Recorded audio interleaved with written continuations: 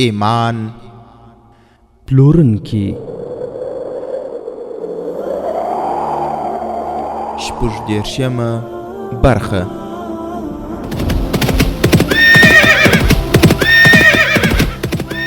د سلطان صلاح الدین ایوبی رحمه الله د دوران رښتینی کیسې.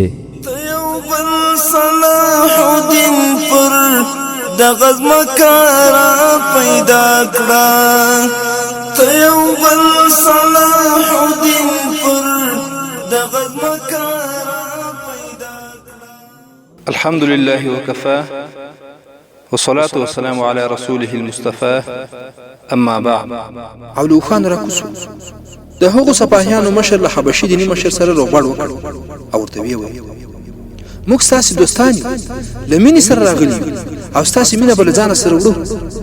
او له دغو خبرو وروسته د شپږو تنو مجاهدینو مشر ورته وویل آیا تاسې د درېیو واړو نجونو قرباني ورکړې ده؟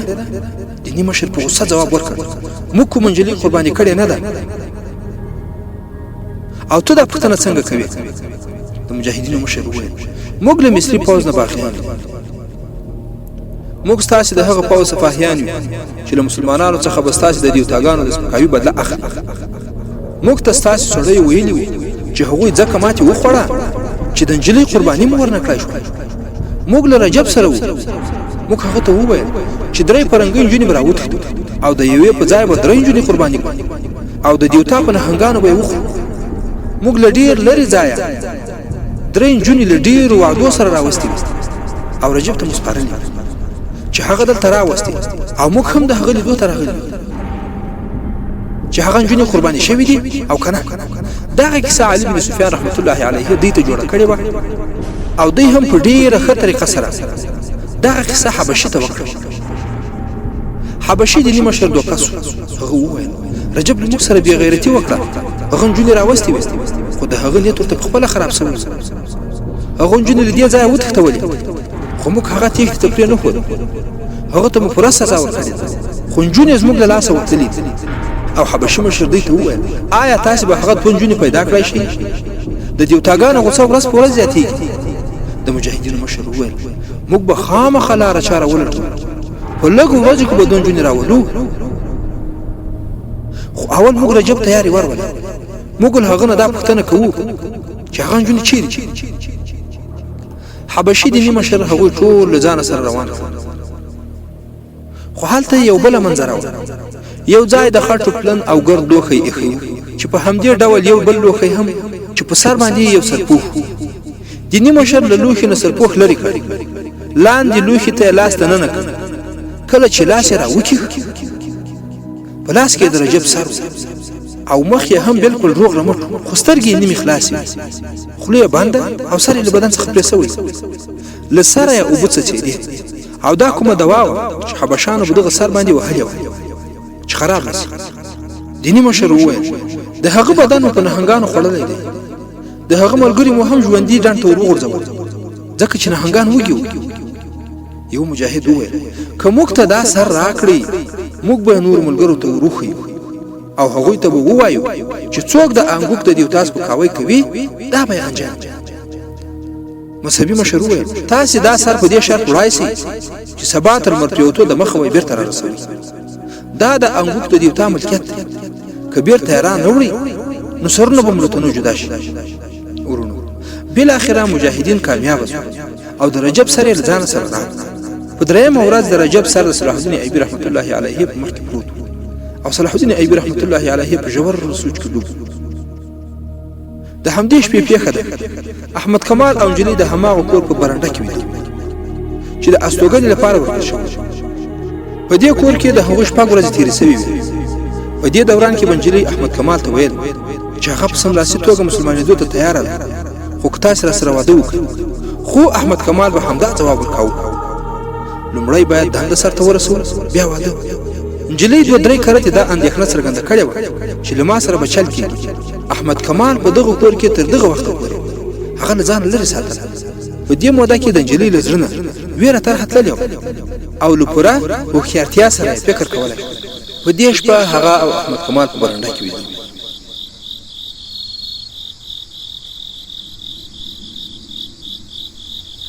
بهر یو مجاهد په پیره ولاړ د نیمې شپې نه لږ د مخه پیردار د کور په شاوخوا باندې ګزمه کوله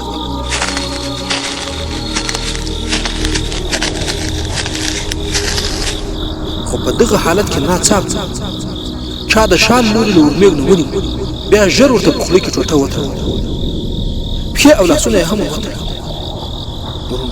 دا د هغه کور پیردار و چې احمد کمال او هغه نجلۍ پکې اوسېدې او شپږ ورځې په دغه کور کې تېرې کړې پښې او لاسونه یې د دغه پیردار وتړل او خوله یې هم وتړل دا څلور سړي وو د کور دروازه له دننه بنده وه یو سړي دیوال ته شا کړه ودرېد دویم یې په اوږو باندې وخوړ او په دیوال باندې ودواو له دننه نه دروازه پرانیسته پاتې درې سړي هم دننه ورغلل یو سړی چې تر نورو ډېر قوي و د نجلۍ خوله یې په ټوټه باندې ټینګه وتړله د نجلۍ تر ویښېدو پورې هغه په غېږ کې ونیوله او روان شو درې نورو سړی احمد کمال په رسۍ باندې وتړل او په پالنګ کې یې پرېښود هغه ته د ځان خورولو مهلت هم ورنه کړی شو بهر چې ولاړه نجلۍ په کمپله کې تاو کړه او په داسې ډول یې تاو کړه چې څوک پوه نه سي چې سړی نجلۍ په کمپله کې تاو کړې وه له ښاره 4-5 میله لرې د فرعونانو د زمانې یو ډېر پراخه او کږه وږه غوندې ودانۍ او کندرې وې د هغوی په باب باندې په خلکو کې ډېرې ویرونکې کیسې مشهورې وې چې په ودانۍ کې دننه یو لوی کمر ده او هغه کمر پرې سوی ډېرې کوټې پکې جوړې سوي او د هغو کوټو لاندې نورې کوټې دي هغې ته دننه هماغه څوک ورتلای سو چې ترې خبر و د ډېرې مودې راسې هغو کنډرو ته چا د ورتلو جرأت نه سوی کولی مشهوره سوې وه چې دننه پکې پیران او بلاګانې ژوند د مارانو استوګنه خو به پکې خامخا وه د مارانو له ویرې هم څوک دغو کنډرو ته نه سوی وتلی او ډېرو خلکو به د دغو کنډرو او دغو کلاو په اړه باندې ډېرې ویرونکې کیسې کولې له دې سره سره هغو څلورو سړیو چې نجلۍ یې تښتولې وه هغه دغو کنډرو او زړو کلاو ته یوړل او دومره په جرأت ور دننه سول لکه همدا چې خپل کور وي هغوی د څمڅو په څېر په کوټو او کښونو او تیارو دهلیزونو کې له درېدو پرته تیز روان سول او تیز سول د هغوی د قدمونو له خرپا سره ګونګیان او نور مرغان والوتل چرمښکۍ او په سینه باندې ښویېدونکي حشرات یو له بله تېرېدل او وتښتېدل دننه په دغه غار کې د موچۍ او نورو وحشي حشراتو ځالې او کورونه هم هغوی په دغه کمره کې جوړې شوي کوټو ته ورننوتل خو هلته یو سړی ولاړ و مشال یې په لاس کې چې د هغو په مخ کې روان سو مخکې زینې وې چې لاندې کوزېدلې او د ځمکې خواته کوز و هغوی ټول لاندې ښکته سول یوې خواته وګرځېده او یوې پراخې کوټې ته ننوت هلته په فرش باندې بستره غوړېدلې وه او له هغې سره یوه ښکلې درۍ هم وه او کوټه جوړه سوې وه نجلۍ په بستره کېنول سوه او خوله یې ورته پرانیسته نجلۍ په غوسه وویل ولې زما سره دا رویه وکړی شوې که زه مړه هم شم څوک به ځان ته پرې نه کړي یو سړي وویل که ته مو له هغه ځایه راکښتولې نه وای نو سبا سهار یې جلا ته سپارلی او په دغه حالت کې ټول راز نجلۍ ته څرګند سو او هغه سړي ورته وویل زما نوم فیض الفاطمي دی دا هغه فیض الفاطمي و چې صلاح الدین ایوبي ته ډېر نږدې و او د صلاح الدین ایوبي اکثره رازونه له دغه فیض الفاطمي سره وو هغه ورته وویل زما نوم فیض الفاطمي دی ته ما ته راتلې هغه نورې دوه چیرې دي او ته یوازې څنګه ونیول شوې او د رجب په اړه څه معلومات دي هغه چیرې دی نجلۍ ډاډه شوې ویې ویل زه د خدای شکر ادا کوم چې زه یې له ډېرو ویرونکو مشکلاتو وژغورلم زه اوس خپل منزل ته راورسېدم هغې فیض الفاطمي ته د رجب حبشیانو طوفان د دوو نجونو د مرګ او د احمد کمال لاسته د ورتلو ټوله کیسه وکړه فیض الفاطمي هغې ته ډاډ ورکړ او هغو څلورو سړیو ته یې چې نجلۍ یې راتښتولې وه شپږ د سرو زرو سکې ورکړل او ویې ویل تاسې اوس خپل ځای ته ولاړ شئ زه لږ شېبه وروسته ځم دا نجلۍ به 3-4 ورځې همدلته وي زه به ورته د شپې راځم کله چې بهر لټه ختمه سي بیا به یې له ځان سره بوځم او دغه 4 واړه سړي هم لاړل او د کندر 4 خواو ته په داسې ځایونو کې کېناستل لکه له کومو ځایونو نه چې بیرون سیمه ټوله ښکارېده او څارل کېده د فیض الفاطمي سره یو سړی پاتې شو چې د مصري فوج قومندان دننه فیض الفاطمي په خپل بریالیتوب باندې ډېر خوښ او د هغو دوه نجونو په وړاندې ډېر غمجن هغه لا تر اوسه د رجب له انجام نه خبره وه هغه وویل رجب له هغه ځایه راایستل ډېر ضروري دي هغه د علي بن سفیان او صلاح الدین ایوبي د وژنې لارې چارې پیل کړي چې چې تر اوسه زه نه پوهېږم چې څه وي، خو ګمان کوم چې د حشیشانو سره یې معامله کړې اوس د دغو دواړو وژل ډېر ضروري دي چې مراد یې صلاح الدین ایوبي رحمت الله علیه او علي بن سفیان. ورونو ښه متوجه سئ، فیض الفاطمي چې د صلاح الدین ایوبي له باوري کسانو څخه و، هغه وویل اوس باید موږ کوم نوی پلان جوړ کړو. زه چې کله له نورو ملګرو سره خبرې وکړم تا ته به یې وایم. اوس آرام وکړه، زه بېرته ځم. نجلۍ وپوښتل صلاح الدین ایوبي تاسې باندې باوري دی؟ فیض الفاطمي ځواب ورکړ دومره ډېر چې په خپلو ځانګړو چارو کې هم زما نه مشوره غواړي. نجلۍ وویل ما ته څرګنده شوې چې په لوړ رتبه حاکمانو کې د سلطان صلاح الدین ایوبي د پلویانو شمېر زیات دی او پوځ هم د هغه طرف دی. هلته چې کوم قمندان و د دوی سره. هغه وویل دا صحیح خبره ده، د هغه د استخباراتو د ادارې غړی ډېر هوښیار دی، هر چیرې چې څوک سر راپورته کوي هغه نیول کېږي. په لوړ رتبه حاکمانو کې 2 کسه نور دي چې نومونه به یې محترم فیض الفاطمي در وښیي. فیض الفاطمي د هغو کسانو دواړو نومونه هم او په مسکا یې وویل یوازې د دوی ترمنځ د اختلاف پیدا کولو اړتیا ده او دوی نور ته زهر ورکول دي چې ته به یې په اساني سره ورکړی شي. خو اوس ګرانه دا ده چې کوم محفل ته لاړه شي بیا هم ته به د یوې باپرده مسلمان نجلۍ په لباس کې کار کوې او که نن وبنیول شي که حالات ښه نه وو ممکن بېرته به دې فلسطین ته ولېږو او کومه بله نجلۍ به راوغواړو چې دلته یې څوک ونه پېژني. زما ډله ډېره ځیرک او فعال خلک دي او له سر قمندانانو نه په ټیټه سطح قمندانانو کې کار کوي. دا 4 سړي چې ته یې په دومره زړورتوب دلته راوستې د همدې ډلې سړي. ورونو فیض الفاطمي بېغمه دغه نجلۍ د خپلې کیسې کوي او پسې ویې موږ د سلطان صلاح الدین ایوبي په پوځ کې نه ارامي پیل کړې ده. د قوم او فوز د یو بله متنفر کول ضروري دي. دا مهال حالات داسې دي چې شامي او ترکۍ فوز په مصري ټولنه کې د خپلو ښو اخلاقو او اعمالو او جنګیالیو او مېړنیو احساساتو د لرلو له امله ډېر مقبول او محبوب دي او ټول خلک هم د درناوي په نظر ورته ګوري. سوډانیانو ته په ماتې ورکولو یا د مصریانو په ژوند کې ځای نه لري. موږ باید د فوز دغه وقار مجروح کړو، لوړ رتبه افسران او قمندانان بدنام کړو. تر دې پرته موږ له صلیبیانو او سوډانیانو سره هیڅ مرسته کولی نه شو. له بهر نه حملې ناکامیږي ځکه فوج بریالیتوب ته نه پرېږدي. قوم د فوج ملګرتیا کوي. که همدا اوس له یوې لوري صلیبیان او له بل لوري سوډانیان حمله وکړي نو قوم او فوج به قاهره د یو مضبوطې کلا په څېر وساتي چې فتح کول یې امکان نه لري. د قاهرې د فتح کولو لپاره موږ باید شرایط برابر کړو. د خلکو په ذهنونو کې وهمونه او وسوسې او بدوانانو کې جنس پرستي او خپلسري باید پیدا کړو. دغه خبرې چې فیض الفاطمي وکړې په دغه خطرناک ځای کې نجلۍ وویل ما ته ویل شوي چې دا کار له 2 کلو راهیسې روان دی. فیض الفاطمي وویل خو د دغو 2 کلو په جریان کې موږ ځانګړي بریالیتوبونه هم ترلاسه کړي دي. بدکاري زیاته شوې ده. صلاح الدین ایوبي نوې مدرسې پرانیستې او په هلکانو کې نظامي روزنه هم پیل کړې. خبر تر دې ځایه رارسېدلې وه چې له 4 سړیو یو راغی او فیض الفاطمي ته یې وویل اوس لا بهر مه ځه څه ګډوډي ده. فیض الفاطمي وویرېد او له هغه سړي سره بهر ووت. په یو لوړ ځای کې یې پټ پټ وکتل. د نیمې شپې سپوږمۍ چاپېریال روښانه کړی و. هغه وویل تاسې بې احتیاطي کړې ده، دا خو پوځیان ښکاري. فیض الفاطمي وویل تاسې 4 خواو ته وګورئ زه له کوم لوري وتلی سم. سړي ځواب ورکړ ما هرې خوا ته کتلي دي، داسې ښکاري لکه موږ چې مکمل کلابند. تاسې حمال ته ولاړ شئ او مشالونه هم مړه کړئ. له هغې ځایه د وتلو غلطي ونه کړئ، هلته هېڅوک ته رسېدی نه شي. فیض الفاطمي په کنډرو کې ورک شو او دا سړي چې پیرا یې کوله د لوړ ځای راکوز شو. د ننه تللو په ځای باندې د دیوال سره غلی غلی لاړ. بهر ووت. بیرون حالات دا وو چې 50 کسه پیاده سپاهیان او 25 په اسونو سپاره وو. هغوی ټول کنډر کلابند کړی و. دا پیرهدار هغوی ته ورغی او له یو پوځي نه یې پوښتنه وکړه علي بن سفیان چیرې دی؟ هغه ورته وښودل. په منډه ورغی. د دې پوځي ټوله قومنده د علي بن سفیان په لاس کې. دغه قومندان چې له فیض الفاطمي سره و د ده ټوله لارښوونه د علي بن سفیان سره. له هغه سره احمد کمال هم و. پیرهدار وویل دننه کومه خطر نشته، له تاسې سره 2 سړي هم بس دي، له ما سره راسئ. دا پیرهدار له هغو 4 کسو څخه و چې نجلۍ یې راتښتولې. علي بن سفیان رحمت الله علیه 2 مشالونه روښانه کړل. احمد کمال او 4 سپاهیان د ځان سره واخیستل. 2 ته یې مشالونه ورکړل. ټولو تورې وایستې او له هغه سړي سره کنډر ته ننوتل. هغوی ولیدل چې یو سړی له کوم لورې راغی او په منډه بېرته دننه ولاړ.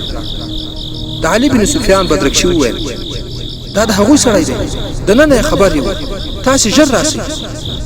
نو ټول ورمنډي کله هغه سره لارښود نه وای نو په دې کګو وګو لارو کې به بلاري سوي وای هغه له لارښود سره سم چټک روان کوم لور یو بل سره په منډه راغی د هغه دغه غواړي زه همال ته ځم ژر راځي دا د هغه لارښودون کې ملګری او هغه ډبرینه کوټې ته ورسېد چې زنا په کې لاندې کته سوي د لاندې نه غږونه واورېد زموږ سره دوه کسه وي دا دواړه د هغوی سړي دي بیا د تور جنگولو غږونه واورېد او دا هغه هم راغی دا هم ووجني چې گواهی ورنکړای شي علي بن سفيان رحمه الله عليه او احمد کمال رحمه الله چې له مشالونو ورونکو سره وو هغه کوټې ته ورسېد حالت ویني بهیدې جلې په ګډه دواړه لاسونه او ناست د فیض الفاطمی سره چې کوم قومندانان وو هغه او یو بل سړی د فیض الفاطمی او یو پیردار سره په جګړه وو علي بن سفيان فیض الفاطمی ته اخطار ورکړ کله چې فیض الفاطمی د ځان په خلاف ډیر توري ولیدې خپل توري گزار کړ احمد کمال اورمنډه او جلې په غي کې ونیو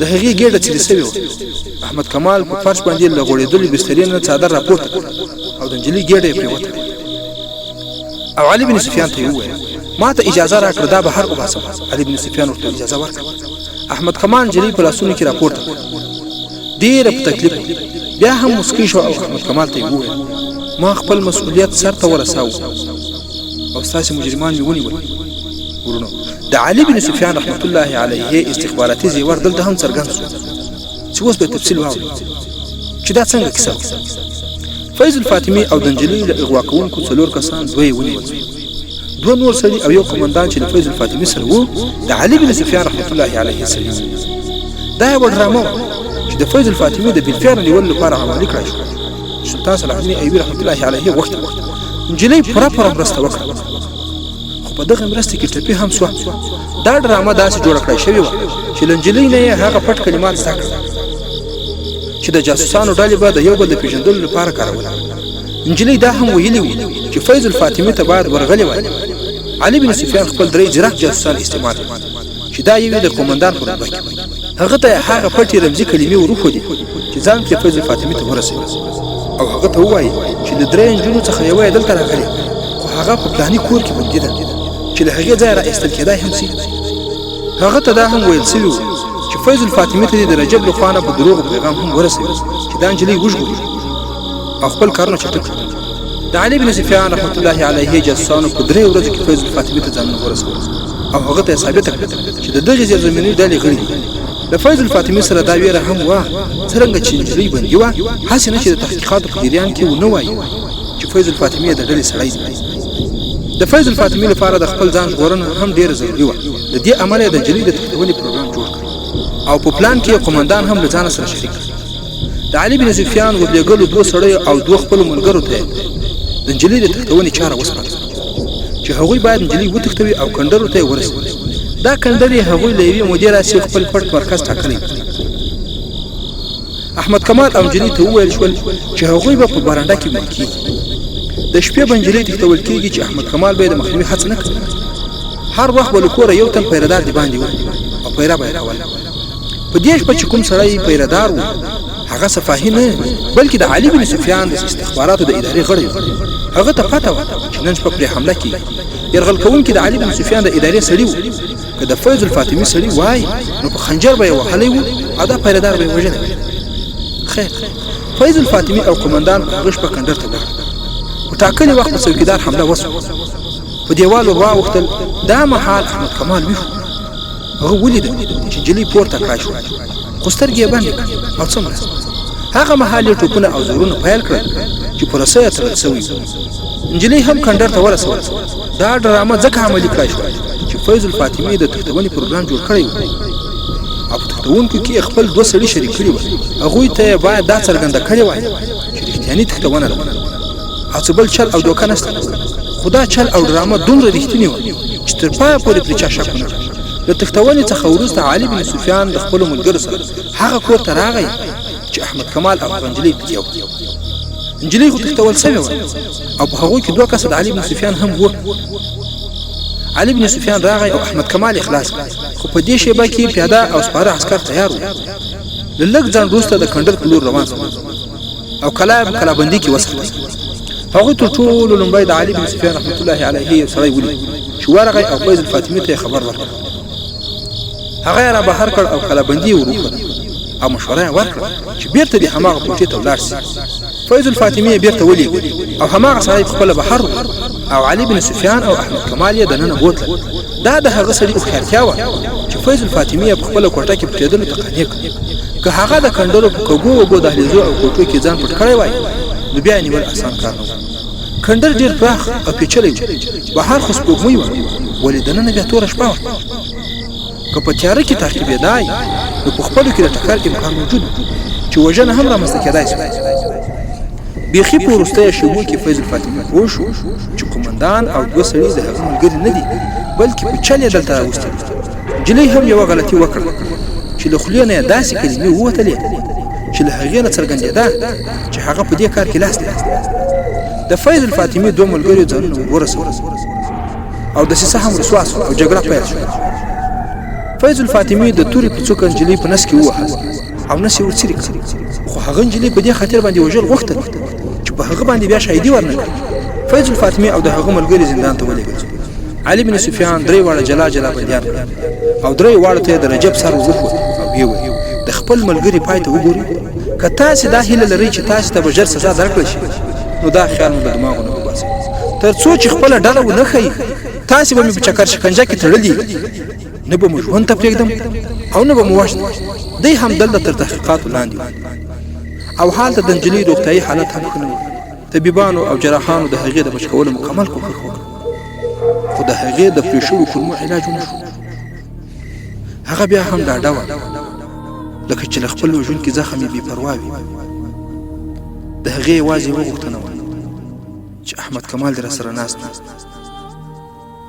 سلطان صلاح الدین ایوبي رحمت الله علیه هم پوښتنې ته ورغی. احمد کمال چې د مصر امیر د پوځ اعلی قمندان ولید د درناوي لپاره ودرېد.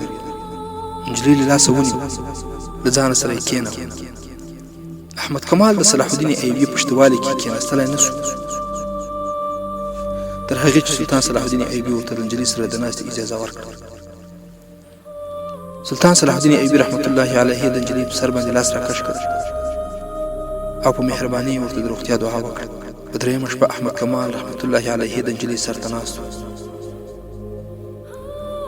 او نجلۍ په بد روغتیایي حالت کې وه. نجلۍ په حیرانوونکي غږ وپوښتل احمده ته له ما سره واده کوې او که نه؟ ما خو خپله وعده ترسره کړه. احمد کمال وویل هو تا خپله وعده پوره کړه. الله تعالی دې تا روغه کړي او د ټولو ګناهونو بخښنه دې الله درته وکړي. د هغې ژبه تړتړۍ شوه. د احمد کمال لاس په خپلو دوو لاسونو کې کلک ونیو خو په دغه حالت کې د دې لاسونه سست شول. احمد کمال پاکه کلمه ولوسته او نجلۍ یې پاک خدای ته وسپارله.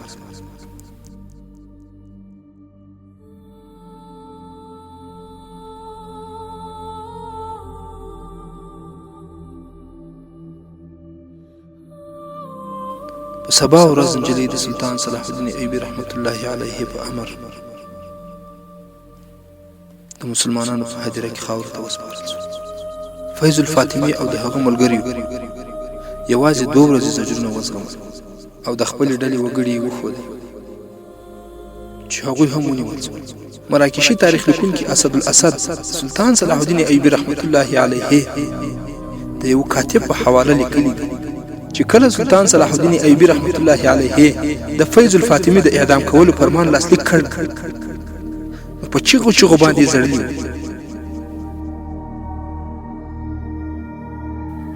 ورونو هیڅ کله له خپل وفادار امیر سره خیانت ونه کړ، کني دنیا او آخرت مو برباد او له رسوایی او ضلالت سره به مخ لکه څنګه چې فیض الفاطمي او د ملګری ورسره مخ شو. ورونو دا و د هغې نجلۍ رښتینې پیښه چې له فلسطین څخه را استول شوې وه او د مسلمانانو د خلاف پر ځای د مسلمانانو په ګټه باندې کار وکړ او خدای د هدایت لارې ته برابره کړ. ورونو دا چې د 1101 میلادي کال نورې پیښې به څه وي او سلطان صلاح الدین ایوبي رحمت الله علیه به له کومو ننګونو سره مخ کېږي او دا چې د درباري او دولتي ملایانو په جامه کې صلیبیان کوم کارونه د مسلمانانو په منځ کې مخ ته وړي او د سلطان صلاح الدین ایوبي رحمت الله علیه د زمانې نورې رښتینې عبرتي واقعې به څه وي؟ د شپږ دېرسمې برخې پای.